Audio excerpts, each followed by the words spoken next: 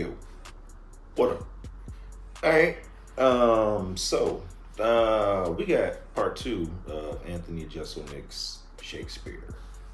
Okay, part two. Yes. Let's go, man. You ready? Yes. When I was a little kid, all I wanted in the world was a treehouse. That's it. Just a treehouse. And I would beg and cry to my parents every day to please build me a treehouse. But they always said, no, Anthony. We've got to keep living in the van.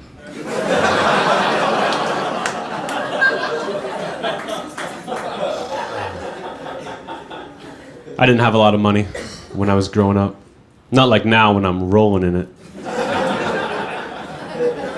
When I was a kid, I was poor, But I knew Father's Day was coming up. And I wanted to get my dad something that I could not only afford, but that would also show how much I cared. So what I did was I got him a t-shirt. It said, World's Greatest Dad. Semi-finalist.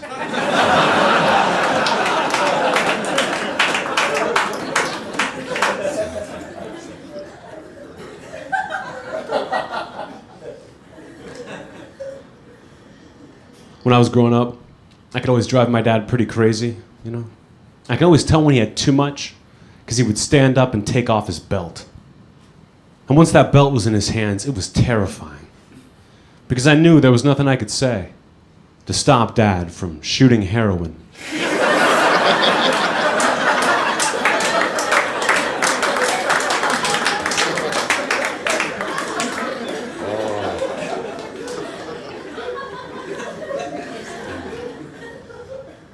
When I was 13, my parents sat me down, told me that I'd been adopted. And I got pretty upset. I said, well, why'd you pick me, Mom and Dad? Was I special? And they said, yes, Anthony, very special. Because of all of the babies we had to choose from, you were the only one that was white.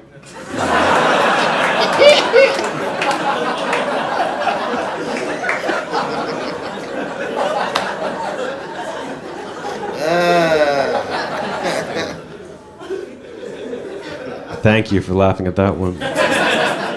A lot of people will refuse to laugh at that joke because they think that it might be just like a little bit on the racist side. But what those people obviously can't understand is I don't care.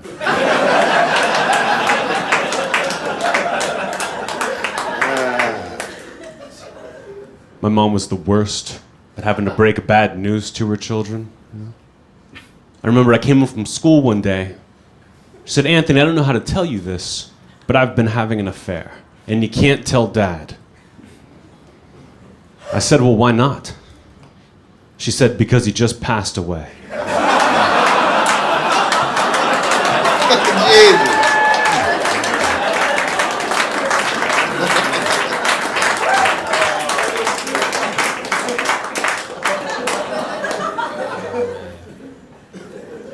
Here's some good news, though. My little brother was just awarded his black belt in Taekwondo. Thank you. Now, the whole family's really proud of him, But I'm a little conflicted by it. 'Cause he's my little brother. I used to be able to just toss him around, but now I've got to hit him with a pipe.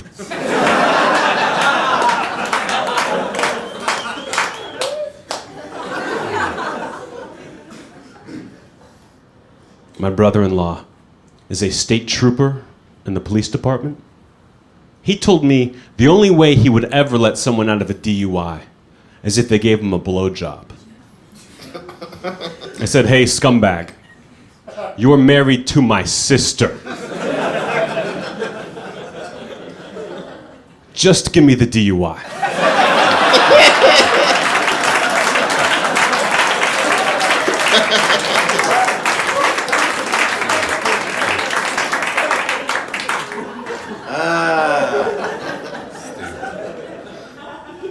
I assume you guys are big comedy fans for coming out tonight, and I appreciate that.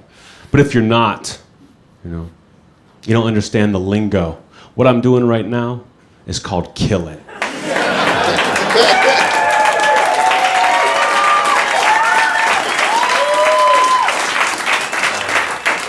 And as a comedian, it's like top thing you can do.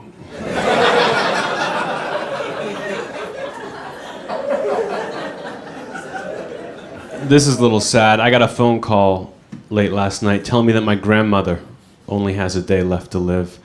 And I don't want this to sound cold, but I am not going to pay the ransom.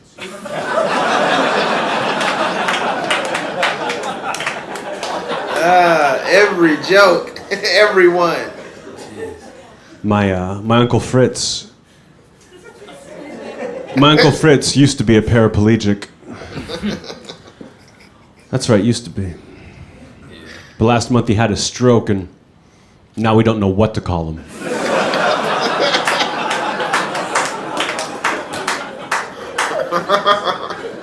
Smart joke, UCB. My girlfriend makes me want to be a better person, so I can get a better girlfriend.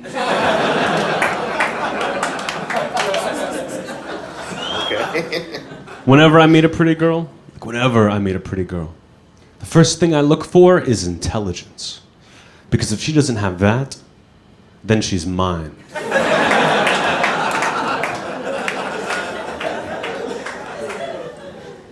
couple of months ago, I gave my girlfriend some fancy lingerie. She actually got mad at me. Said, Anthony, I think this is more of a gift for you than it is for me. And I said, well, if you want to get technical, it was originally a gift for my last girlfriend.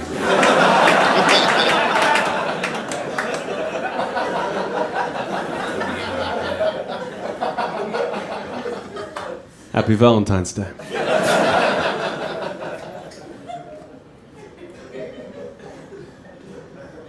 Giving gifts is tough in any relationship, I assume.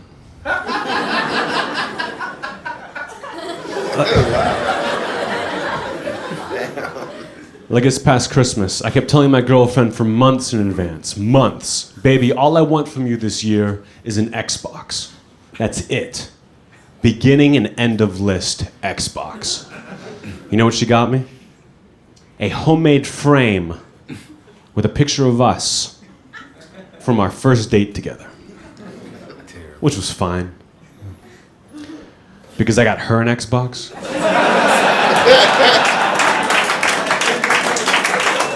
That was a good idea.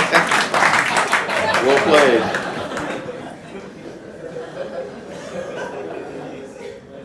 I should have gotten her chocolate. My girlfriend loves to eat chocolate. She's always eating chocolate, you know. She likes to joke she's got a chocolate addiction. Like, keep away from those chocolate bars, Anthony. I'm addicted to them, and it is really annoying. So I put her in a car and took her downtown. And I pointed out a crack addict. And I said, you see that, honey? Why can't you be that skinny?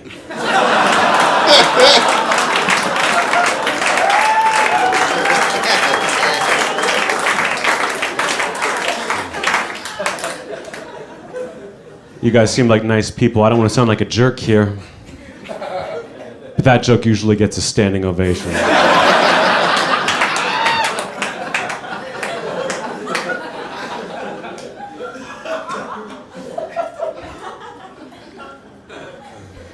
My girlfriend keeps asking me to choke her while we're having sex.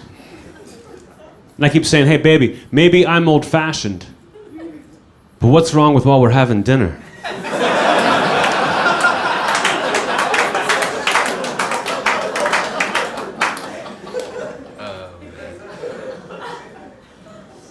The other day, my girlfriend complained to me that chivalry is dead.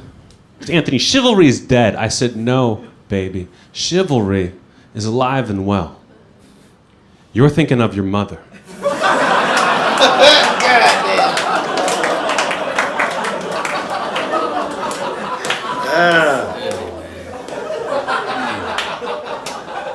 And in my defense, that joke is a lot funnier if you know that her mom just died.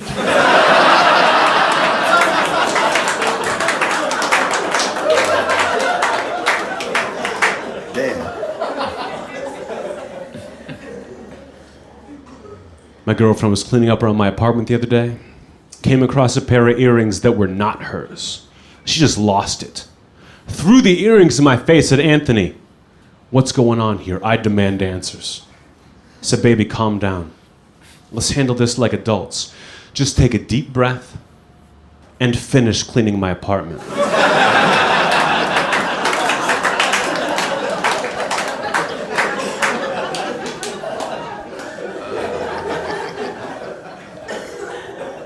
I don't live with my girlfriend. She lives just a couple blocks away from me here in New York. The other night she calls me up at 3 a.m. and says, "Anthony, get over here right away. I think someone's trying to break into my bedroom window." And I dropped the phone. And I was so pumped up with adrenaline, it was tough to get back to sleep.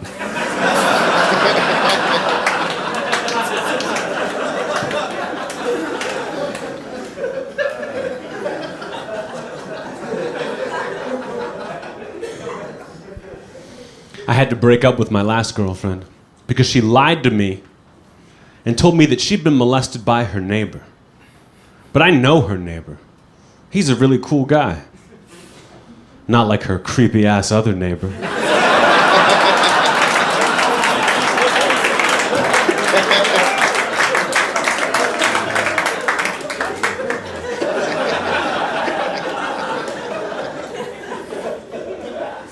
What an important joke that was. Like, if you're listening to this right now, hit pause.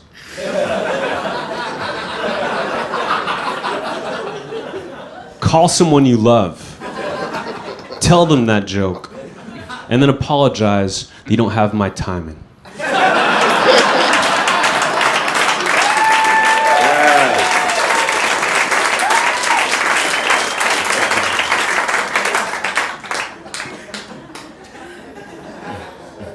I live in New York now, but I used to live in New Orleans. That's where I went to college. Shut up.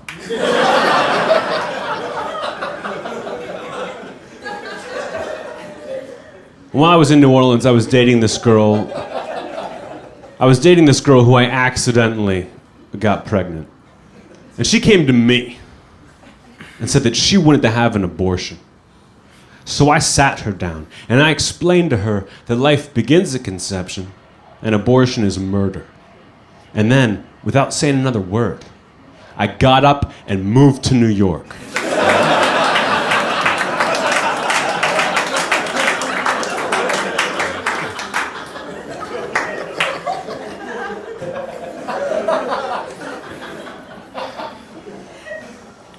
I don't get embarrassed a lot. I think it's hard to embarrass any comedian. But last summer I'm at the beach. And I see this gorgeous girl, like she was perfect, in a bikini and everything. She's waving at me. No, I've never seen this girl before in my life. I know there's no reason she should be waving at me, but I started to think, hey, maybe she recognizes me from all the fucking TV I've been on.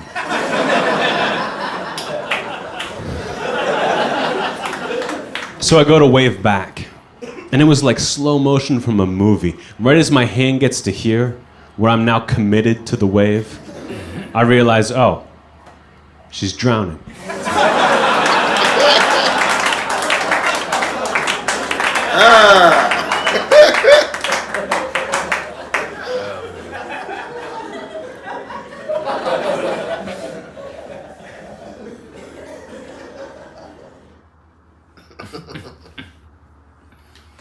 Yeah, man.